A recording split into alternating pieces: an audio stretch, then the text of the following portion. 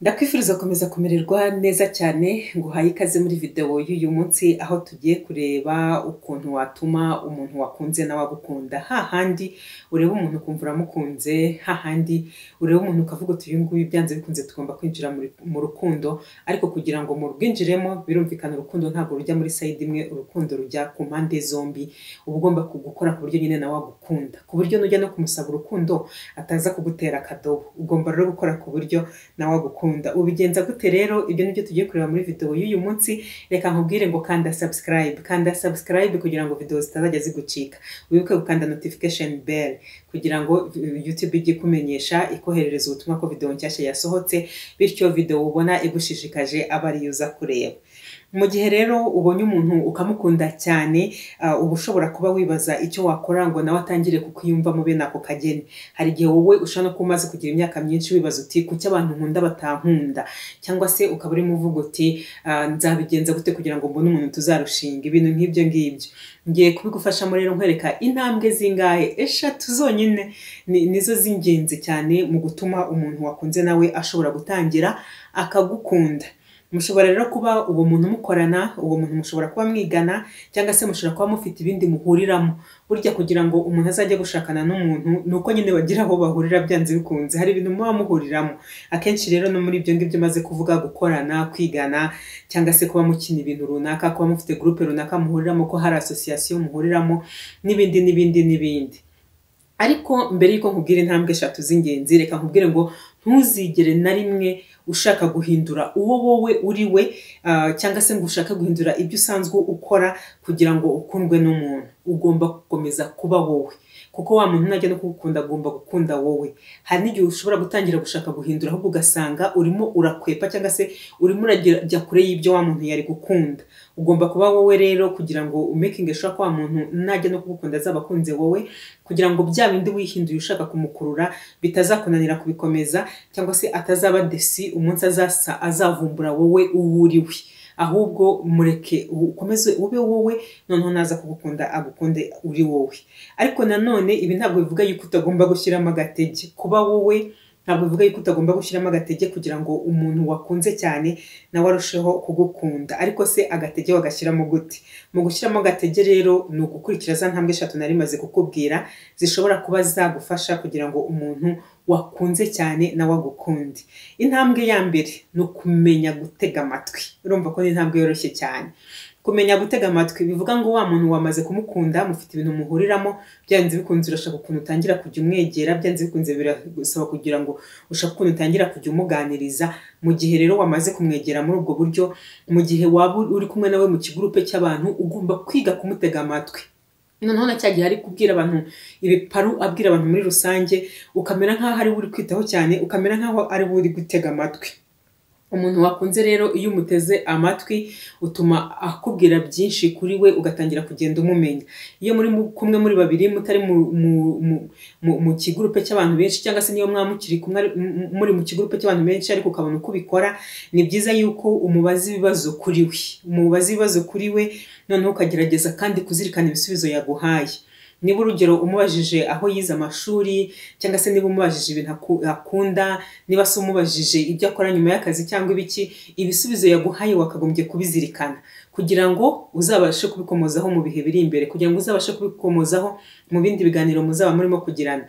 Icyo gihe bizatuma abona yuko umwitaho, bizatuma abona yuko umuzirikana. Ni nayo mpamvu navuze ngo ugomba kumutega amatwi aho ari hose, ndetse niyo yaba ari mu kigurupe cy'abantu. Iyo ari mu kigurupe cy'abantu akavuga akantu kuri we, ukagafata mu mutwe, cyangwa se akavuga akantu akunda ukaba wagafashe mu mutwe, hanyuma mwazaba muri kumwe ikindi gihe ukabukomoje kuri bya bintu yigeze kuvuga, nubwo gusa atari wowe yabibwiraga. Ibyo nabyo hari ahantu bimukora, hari ahantu bimumarika, ahita amenya yuko burya uri kumwitaho, ahita amenya ko burya ushishikajwe nawe. Bityo rero bikaba byatuma nawe atangira kukwitaho buhoro. Ibuka ko ari process, ntabwo ari ibintu biza ngo bihite byikora. Nyuma rero yo gutega amatwi umuntu, wamaze kumenya ibyo akunda, wamaze kumenya utuntu twinshi ubuzima bwe, wamaze kumenya ibyo ushobora kuzajya ukomozaho mu gihe muri mu biganiro, ntabwo bigomba gucira aho ngaho. Ni intambwe of course izakomeza yo gukomeza kumutega amatwi. Ariko intambwe ya kabiri ni uko ugomba kwita ku bintu uwo muntu wakunze akora.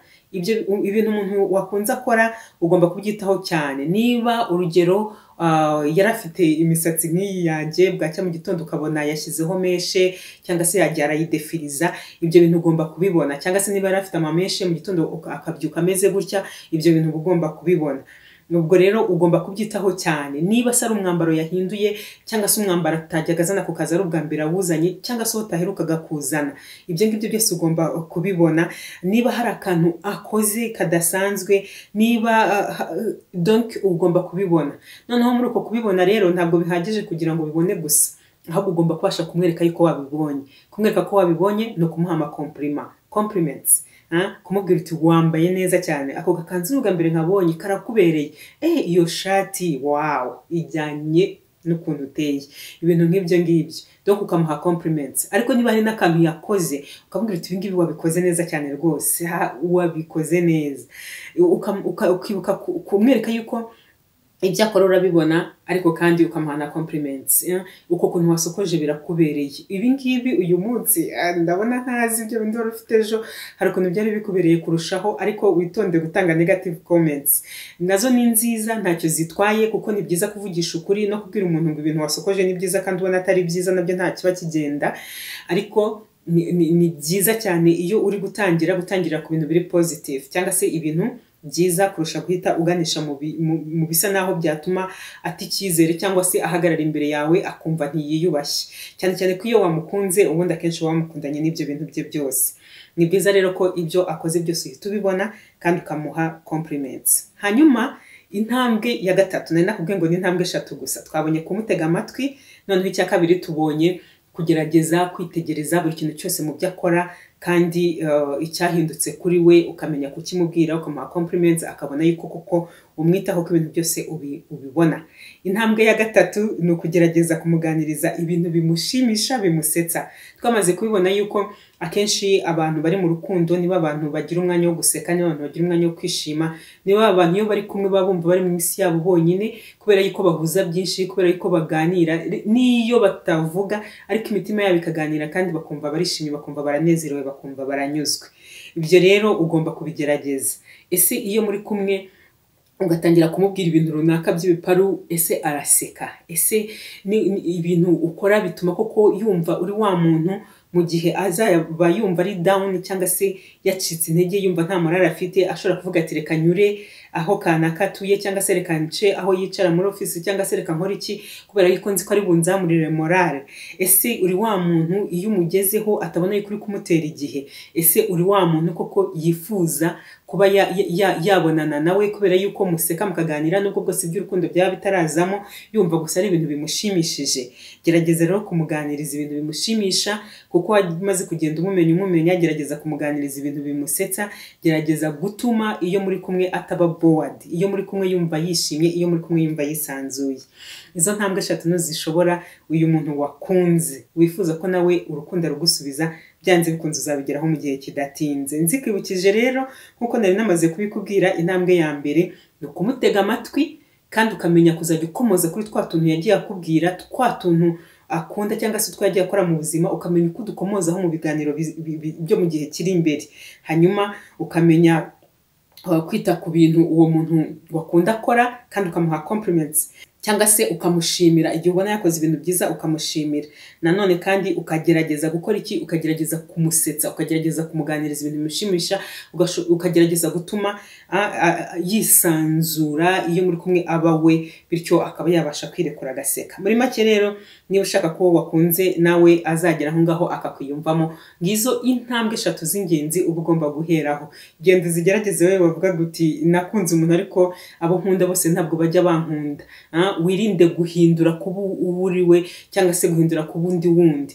Wirinde kwikomeza cyane, ahubwo uba umuntu uri cool, uba umuntu ubona ibintu ntahita avuga ngo ibyo ngibyo ngo ukora ibi ngo biki, ugasanga ahubwo umuntu utangiye kumushyira ku murongo mutaranatangira no kuvugana, mutaranagira n'icyo mupanga. Umuntu uri cool, umuntu wakira umuntu uko ari, umuntu uganira n'umuntu mugaseka, umuntu ushobora gusohokana n'umuntu ahantu aho ariho hose, umuntu wirekuye, umuntu uba wowe nawe, umuntu wisanzuye. Icyo gihe bizakorohera kubona wa muntu ugukunda yemera nawe akagusubiza urukundo. Ndagushimiye cyane rero nkwibutse ko ugomba gukanda subscribe kugira ngo video zisohoka kuri channel ujye uzibona zose nta nimwe igucitse. Gushimire cyane ko ahisemo kureba video y'uyu munsi, ko kanze like, ko wamaze gukanda subscribe wowe wari utarabikora. Ndagushimira cyane bikomeye wowe wamaze gukanda subscribe kera, kandi ndagushimira wowe ugiye gusharinga iyi video n'izindi nshuti n'abavandimwe. Imana iguhe umugisha.